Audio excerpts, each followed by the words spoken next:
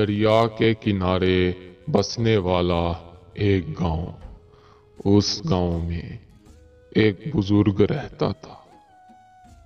اس کی ساری زندگی غریبی میں گزری۔ وہ اپنے بچے کو خوشیاں دینا چاہتا تھا، مگر بدقسمتی سے ہمیشہ اسے ٹھوکریں ملتی۔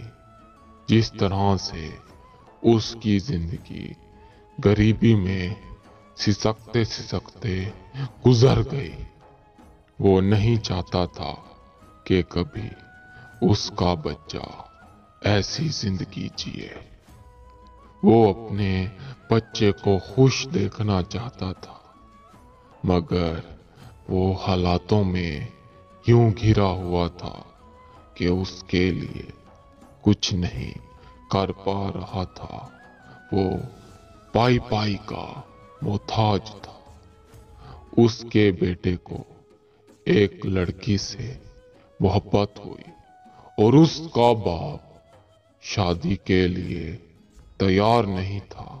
ان کی غریبی کو دیکھتے ہوئے تب کہیں انہوں نے اپنی غریبی کو اپنے ہاتھوں سے ختم کرنے کا فیصلہ کیا، اور ایک دن ایک امید کے ساتھ نکلے کہ اپنی زندگی میں کچھ کر کے دکھائیں گے۔ انہوں نے دن رات محنت کرنا شروع کی، جو کام ملا وہی کیا۔ دونوں باپ بیٹا کام کر کے تھک چکے تھے۔ ان کے جسم میں اتنی طاقت بھی نہ بچی کہ اپنے ہاتھوں سے کھانا کھا سکیں۔ وہ اتنے زیادہ تھک چکے تھے۔ بالآخر انہوں نے ایک بات کو جانچا کہ دنیا میں ایمانداری کا کوئی وجود نہیں، بے ایمانی کا وجود ایمانداری کے سامنے بہت بڑا ظاہر ہوتا ہے۔ انہوں نے 2 نمبری سے اپنے بیٹے کی شادی اس لڑکی کے سنگ کرا ڈالی، مگر شادی ہو جانے کے بعد بھی ان کی زندگی ویسی کی ویسی گزر رہی تھی۔ انہیں بالکل سکھ کا سانس مہیا نہیں ہو رہا تھا۔ ایک روز وہ یوں چہل پہل کر رہے تھے کہ انہوں نے دیکھا ایک نوجوان زمین پہ پڑا ہے، بے ہوش۔ انہوں نے اسے اٹھایا، اسے پانی پلایا، اسے گھر لے گئے، اس کی خدمت کی، پھر پوچھا بیٹا تم کون ہو اور ایسے کیوں پڑے تھے؟ اس نوجوان نے کہا کہ میں سلطنت میں ایک وزیر ہوں۔ میں گاؤں کی سیر کو نکلا تھا اور میری تقدیر یوں ہاری کہ جس گھوڑے پر میں سوار تھا وہ گھوڑا بے قابو ہوا اور میں ایسا گرا کہ مجھے کوئی ہوش نہ رہا۔ وہ نوجوان ان کا شکریہ ادا کر کے واپس سلطنت کی طرف چل پڑا۔ بوڑھے کے حالات بد سے بدتر ہونے لگے۔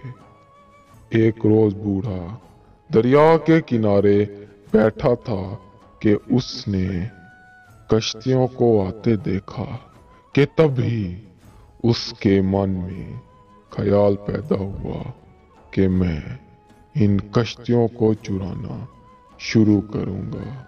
جس طرح سے یہ دنیا والے ظالم ہیں، کسی کی قدر نہیں کرتے۔ کوئی مشکل میں ہو تو اسے مشکل سے نکالنے کی بجائے اس کا تماشا دیکھتے ہیں۔ بوڑھے نے अपने बेटे और बहू के साथ मिलकर कश्तियों में मौजूद कीमती सामान चुराना शुरू किया। ऐसे करते कराते ये बात ऐसी फैली कि गांव में कोई डाकू घुस आया है जो कश्तियों में मौजूद कीमती सामान को चुरा रहा है, और जितनी भी कोशिश की जाए हम उसे नहीं पकड़ पा रहे। हम गांव में मिलकर कोई भी मंसूबा बनाते हैं तो ना जाने उसे कैसे पता चल जाता है। एक रोज कुछ कश्तियां दरिया के किनारे पर आन पहुंची और बूढ़ा और उसकी बहू और बेटा उसे चुराने को आए तो उसमें दो नौजवान मौजूद थे। उन्होंने उन्हें धड़ दबोचा और ये उनके लिए एक चाल थी जिसमें वो फंस गए। जब उनके सामने वो नौजवान आया जिनकी इन्होंने मदद की तो वो नौजवान चौंक उठा कि आप तो ऐसे ना थे, फिर आपने ऐसा क्यों किया। बूढ़े ने अपनी दुख भरी दास्तान उस नौजवान को सुनाई। नौजवान ने कहा कि दुनिया में हर तरह के लोग मौजूद होते हैं। अगर आपके हालात खराब हो गए तो आपको किसने हक दिया कि आप उन लोगों का माल चुराएं जिन्होंने सारी जिंदगी मेहनत से दुनिया से लड़ के अपनी जिंदगी का पहिया खुद चलाया। बूढ़ा शर्मिंदा हुआ ठहरा था। तब उस नौजवान ने बूढ़े से कहा कि मैं उस एहसान की कदर करता हूँ जो आपने मुझ पे किया, और मैं उस एहसान की बदौलत आज आपको बाइज्जत छोड़ता हूँ और इस बात को हमेशा के लिए राज रखूंगा, अपने दिल में दफन रखूंगा। पर आपसे एक वादा चाहूंगा कि फिर कभी आप यूं कश्तियों का सामान नहीं चुराएंगे, किसी गरीब की मेहनत को तार नहीं करेंगे। बूढ़े ने उस नौजवान से वादा किया और वहां से वापस अपने खानदान के साथ चल पड़ा। इसीलिए कहते हैं खुदा की लाठी बेआवाज है। किस तरह से इतने संगीन मामले से बूढ़ा ऐसे बरी हुआ जैसे आटे में से कोई आसानी से बाल निकालता है।